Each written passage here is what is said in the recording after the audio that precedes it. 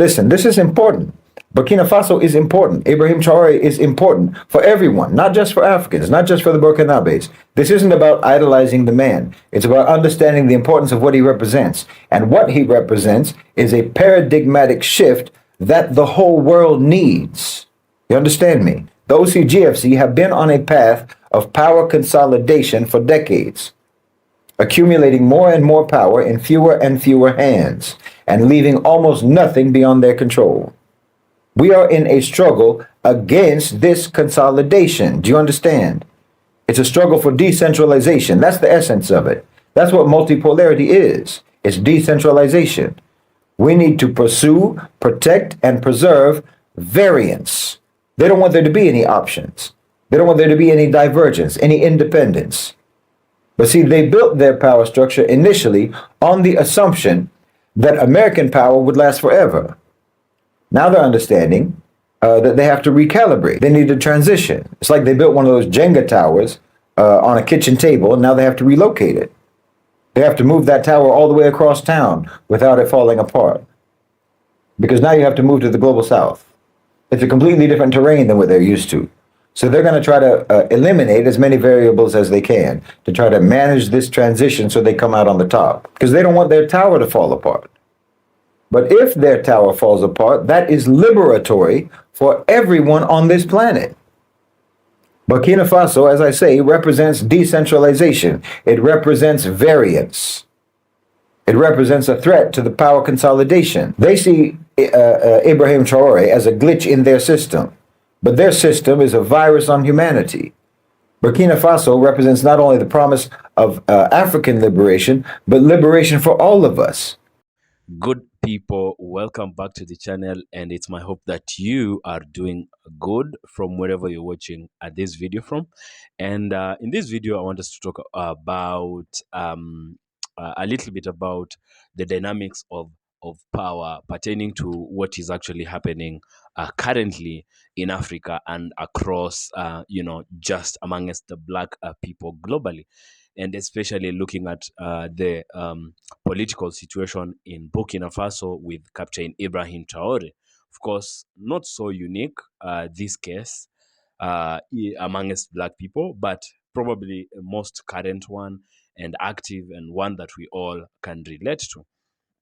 So our perspective for this video today is how Western imperialism doesn't just use a physical warfare, but actually also a psychological warfare in such games to prey on Africans and black people. It is actually essentially attacking hope.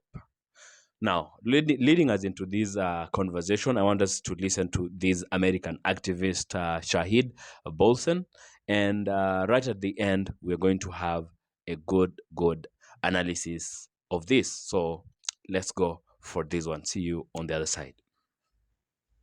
You know, when people talk about a Patrice Lumumba or a Kwame Nkrumah, for example, or Thomas Sankara, or even Sukarno, they always say that they were ahead of their time, but that's not true. They weren't ahead of their time. They were not revolutionary thinkers, if you know what I mean. They were just incredibly astute, mature, sensible men with a very crystal clear understanding about how things should be. There was nothing futuristic or utopian in their visions. They just understood and identified exactly what had been done to Africa and what was being done to Africa.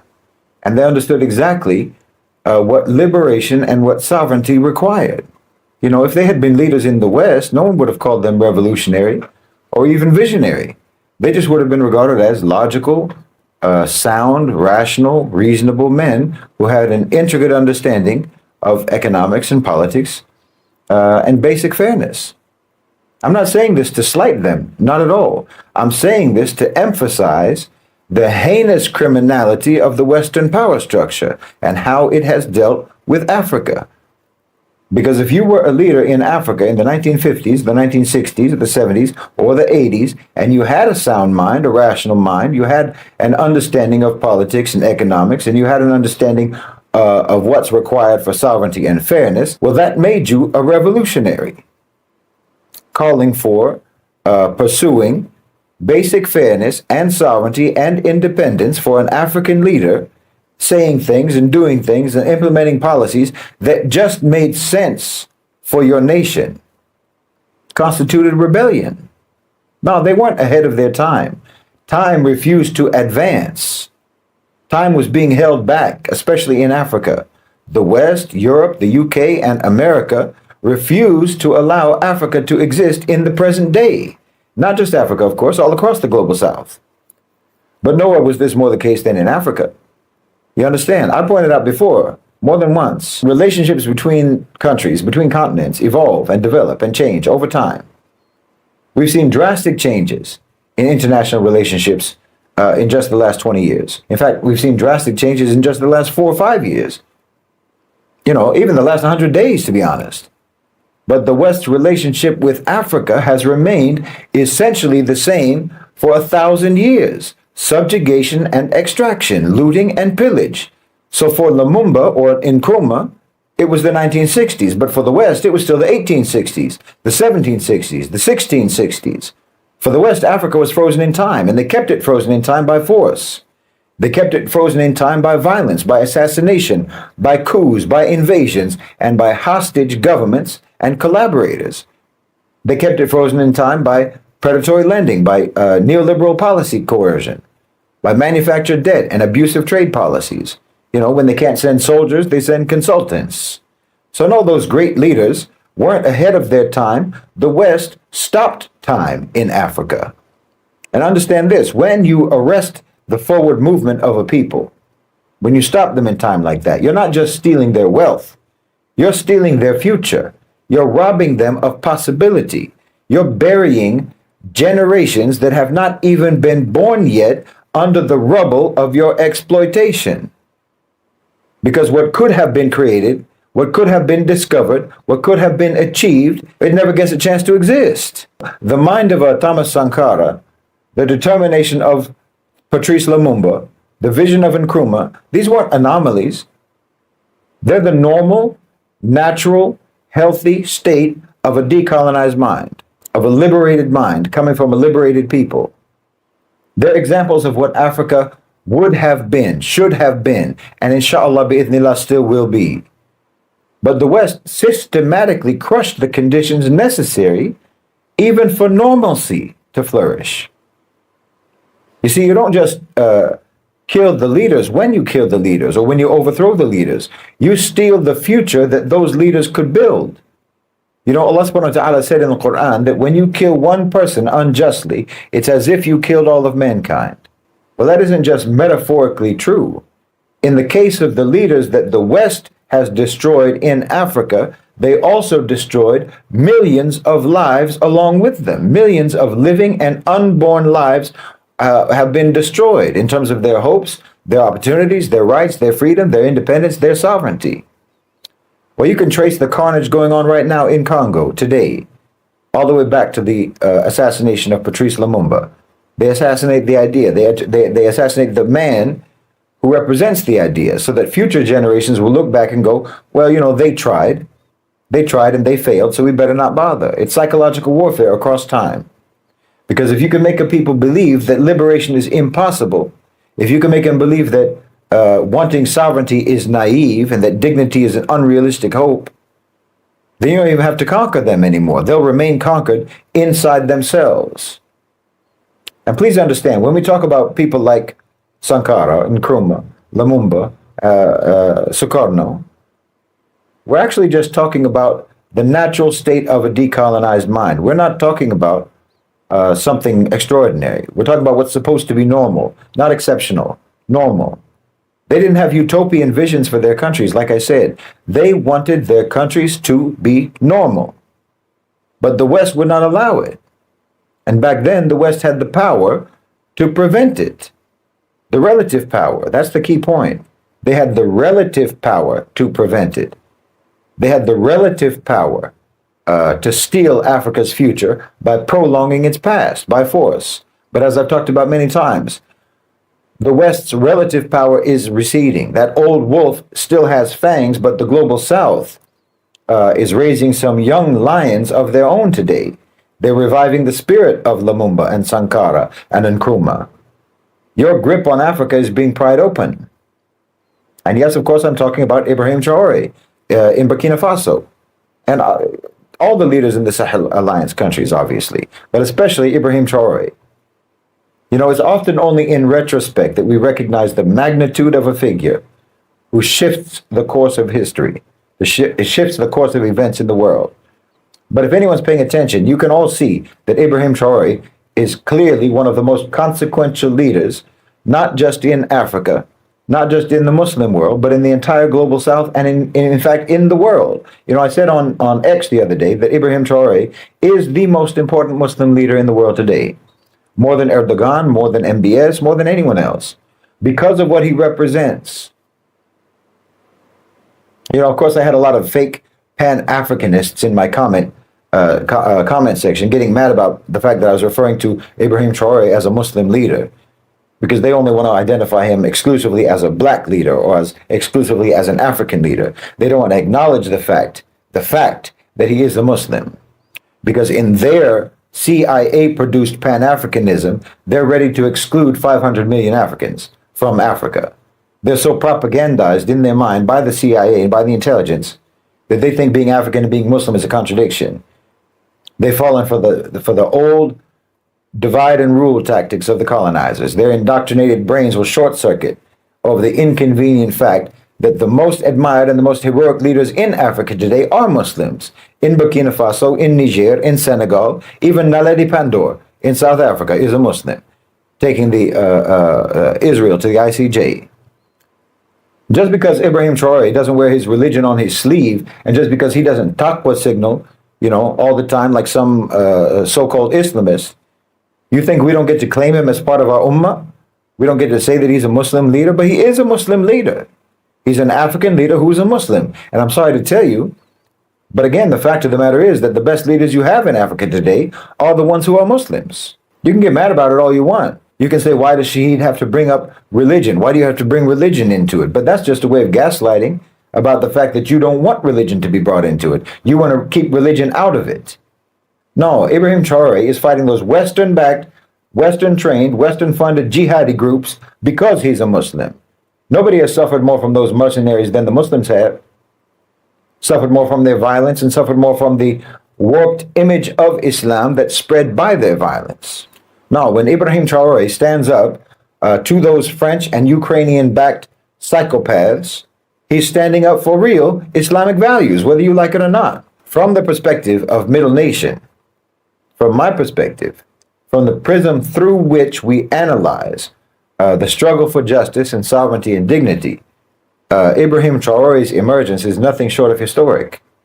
I mean, alhamdulillah, we have many great Muslim leaders in the world today, despite what everyone says. We have great leaders, many.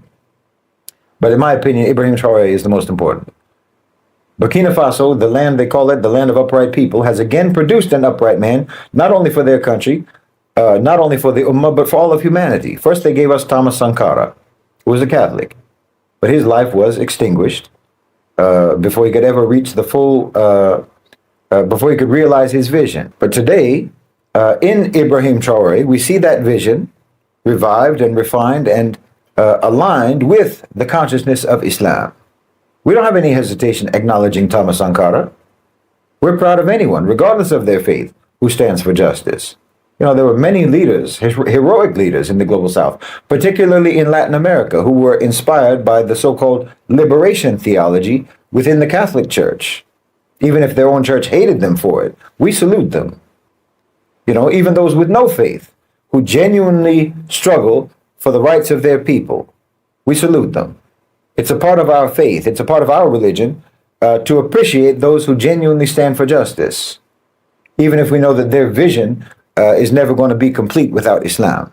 So if you want to be proud of Ibrahim Traoré because of just his skin color, go ahead. If you want to be proud of him because of his country or his continent of origin, go ahead. But we're proud of him because of his belief. He's our brother in belief. We're proud of him because of his faith. And anyone who wants to deny that or deny us that, well, you're just petty and foolish and ideologically shackled. Ibrahim Traoré led a coup against the government that was subservient to its foreign masters. There's been many, many coups across the continent, but usually those just replaced one neo-colonial agent with another, usually. But Ibrahim Traoré is different. He's not just changing the government. He is uprooting the whole system of neo-colonial domination, and he's succeeding. He's understood what many people have failed to grasp, which is that independence is meaningless if you don't sever the control of the owners and controllers of global financialized capital. He's understood that security is a myth as long as it depends on the military patronage of your former colonizers. And he's understood that sovereignty is impossible under the shadow of Western tutelage. He's not merely a head of state. Ibrahim Traoré is the revolutionary archetype of the 21st century. He was forged in the reality of Western-backed insurgency and Western economic warfare and propaganda. Because, today the fight for freedom is not just waged by armies anymore, but by narratives and by resource policies and by alliances and by collective sovereignty. Traoré has made the choice to look towards Russia and Turkey and towards other new centers of power in the multipolar world. That's strategic. Not because they're perfect allies, but because he recognizes the necessity of breaking the Western stranglehold on Burkina Faso. This is pragmatism in service to principle. This, again, is the methodology of Middle Nation. It's engagement without submission, cooperation without subjugation. It's trade-offs without selling out. He also understands, crucially, that Africa's liberation cannot be rented from outside. It has to be rooted in the reclamation of Africa's own wealth. His moves to exert control over Burkina Faso's gold, building indigenous defense capacity and food sovereignty, these aren't just political decisions. These are acts of civilizational self-respect. It's a declaration that Africa's children will no longer be bled dry for the enrichment of Western imperial capital. We see Ibrahim Traoré as a brother, not simply because of his faith, but also because of his fight, because he embodies the spirit of the Quranic guidance to stand firmly for justice, even if it is against your own selves, even if it is against those who are in power, and even if it is against the odds. Burkina Faso isn't just a battleground today for the Burkinabe people. It's the front line in a global struggle for liberation. What Ibrahim Traoré is doing is echoing in the Sahel, in Niger, in Mali, across Africa, across the Ummah, across the global South, and across the world. Every oppressed people around the world can now look to Burkina Faso and to Ibrahim Traoré and say liberation looks like it's actually possible. But obviously, the global order trembles at the prospect that anyone is going to follow his example. They're afraid of his courage and his clarity and his defiance in the face of Western power and Western threats. And they should be afraid of that. They should tremble because they know the jig is up. But we know that when they get scared, they get dangerous. And Ibrahim Traoré is under severe threat. There's already been something like 20 attempts on his life since coming to power. They just stopped a coup from happening last week, organized by the Americans and by the French, right there in the French embassy. Because a free Africa is just something that old wolf can't take.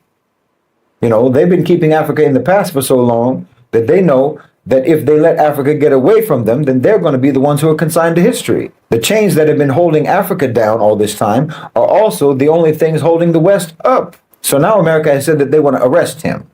They've already tried to take him out more than once, like I said. Now they're trying to smear him. They're trying to attack him. They sent the head of AFRICOM to the Ivory Coast a couple of days ago, which is a neighbor of Burkina Faso and which is known to have allegedly, anyway, participated in the killing of Thomas Sankara. Allegedly, they participated in the coups or helped to organize the coups against coup attempts against Ibrahim Traoré. And the Western sycophantic leader that was overthrown by Ibrahim Traoré is in exile in the Ivory Coast right now. So they're getting ready for something. Understand, Ibrahim Traoré isn't just fighting insurgents and militants in the desert. No, every time he has to meet with some Western diplomat or politician or ambassador, he's fighting that same enemy. They're just wearing a suit and tie and meeting in some conference room or some embassy somewhere. But it's the same enemy that he's fighting in the desert. He doesn't have a meeting with any Western official except it's a kind of combat. Imagine. The same ones that are smiling at you or from across the table, those are the same ones who are also paying mercenaries to kill you. That's why there's going to be a continent-wide protest at the end of this month. I think it's on the 30th. And I really hope that we'll see activists fill the streets all around the world, not just in Africa. It's a demonstration in support of Ibrahim Traoré, in support of Burkina Faso, and it's a protest against American and Western threats against him.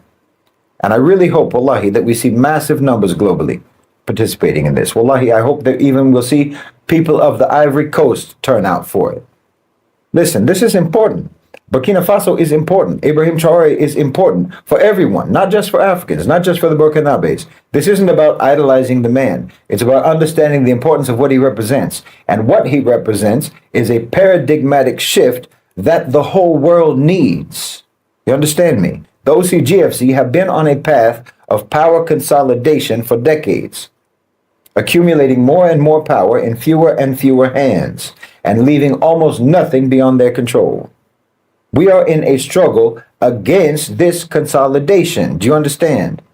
It's a struggle for decentralization. That's the essence of it. That's what multipolarity is. It's decentralization. We need to pursue, protect, and preserve variance. They don't want there to be any options. They don't want there to be any divergence, any independence. But see, they built their power structure initially on the assumption that American power would last forever. Now they're understanding that they have to recalibrate. They need to transition. It's like they built one of those Jenga towers on a kitchen table, and now they have to relocate it. They have to move that tower all the way across town without it falling apart. Because now you have to move to the global south. It's a completely different terrain than what they're used to. So they're going to try to eliminate as many variables as they can to try to manage this transition so they come out on the top. Because they don't want their tower to fall apart. But if their tower falls apart, that is liberatory for everyone on this planet. Burkina Faso, as I say, represents decentralization. It represents variance. It represents a threat to the power consolidation. They see Ibrahim Traoré as a glitch in their system, but their system is a virus on humanity. Burkina Faso represents not only the promise of African liberation, but liberation for all of us. And the instinct for liberation is not a bug in the human software. It's a feature. So everyone should do whatever they can, and we should all do all we can to try to defend and protect Ibrahim Traoré. Because wallahi, this is a matter of self-defense. Ibrahim Traoré isn't simply a political figure. He's a turning point. Okay, now you wonder, sometimes maybe you wonder, how long does it take to get revolutionary leaders amongst black people, or for revolutionary leaders like Ibrahim Traoré, just after another one has, for example, been eliminated? Say, in examples that we really have and most of us can relate is in Africa, for example, is uh, Thomas Sankara, Patrice Lumumba, and maybe Muammar Gaddafi. How long apart, or how long since the last one, who was obviously Muammar Gaddafi, until we got Ibrahim Traoré? How long does it take to just get one a single revolutionary? And the simple answer is Africa and black people have millions of revolutionaries. But now this is where the psychological warfare plays a big role, just beneath the physical warfare.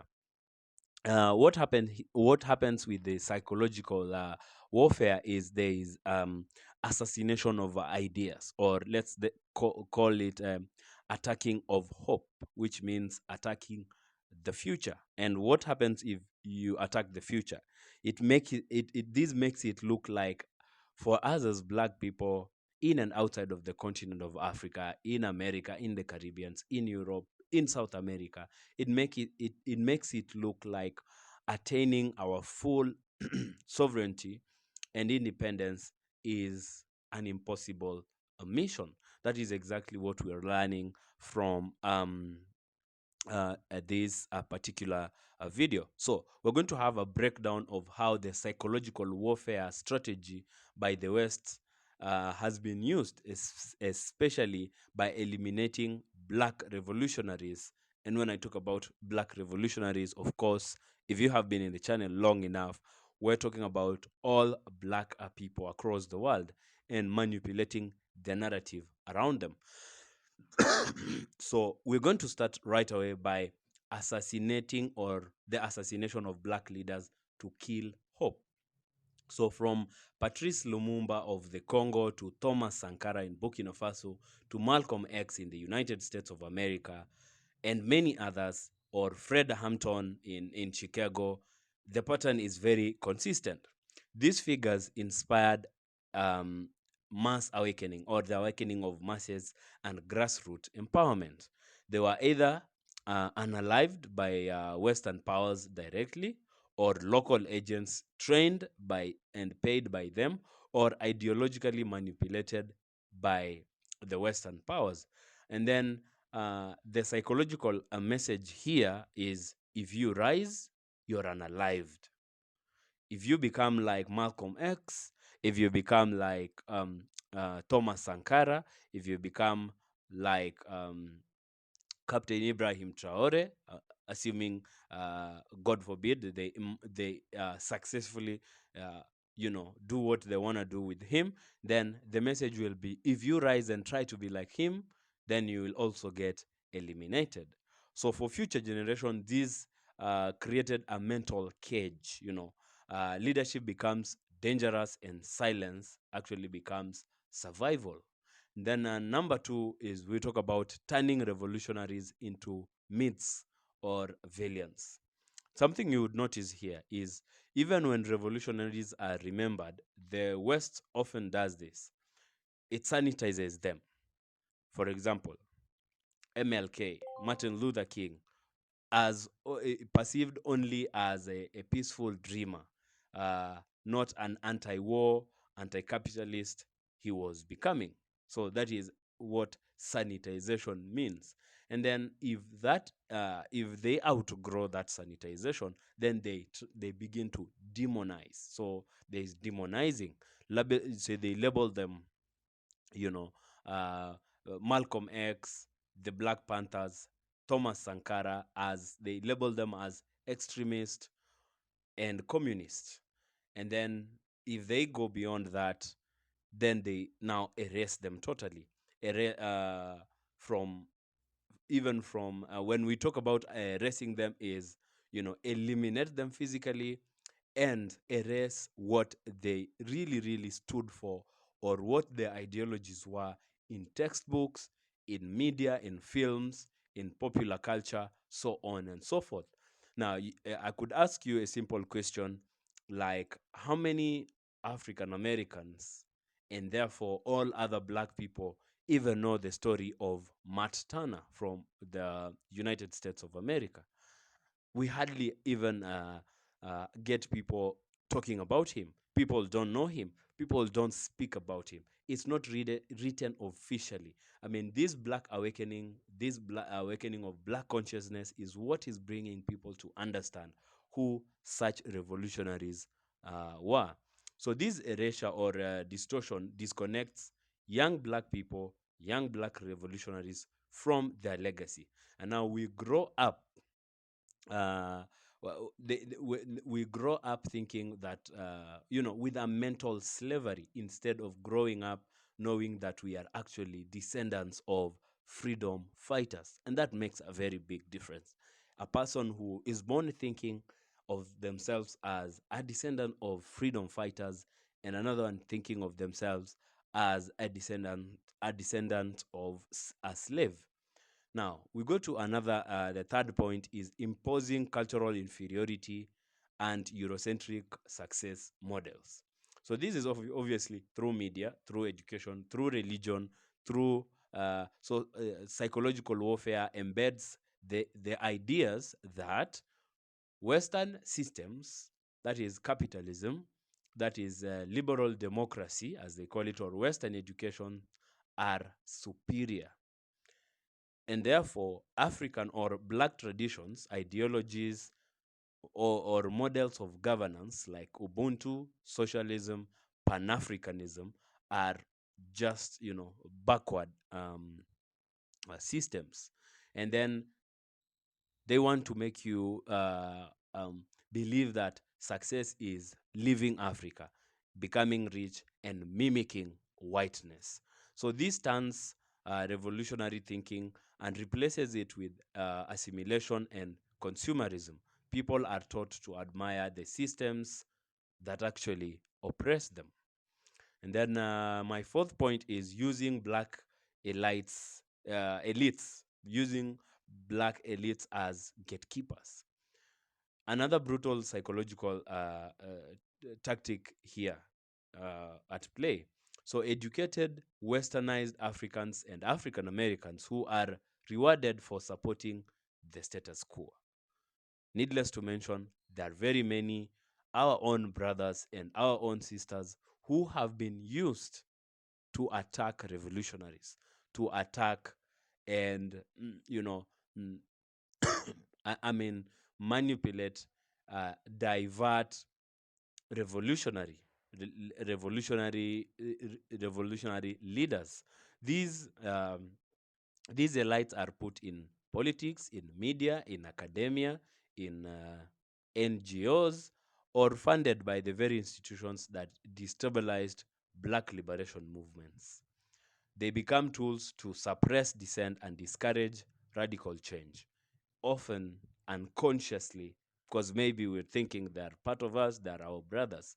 And that is why there is a strong backlash currently on um, Michael Langley, for example, just one of them. This confuses the masses. People see someone black in power and assume progress, even though the system hasn't really changed, because that one black person in power could very likely be working for the power that is oppressing you. Then there is weaponizing fear and hopelessness. That's my fifth point.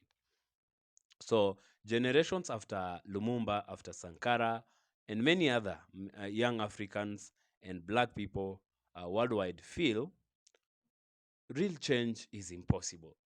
That all politicians are corrupt. Pan-Africanism is just an idea, not a plan.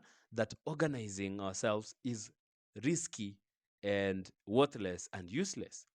This internalized hopelessness is exactly what psychological warfare aims at attaining: a population too mentally exhausted to even resist. But what really can be done in this situation? Of course, radical education, and I purposely call it radical education because it calls for us to teach Black history from a position of power and not victimhood. We have to reclaim the media, control narratives through YouTube, through books, through documentaries, through music, and all art.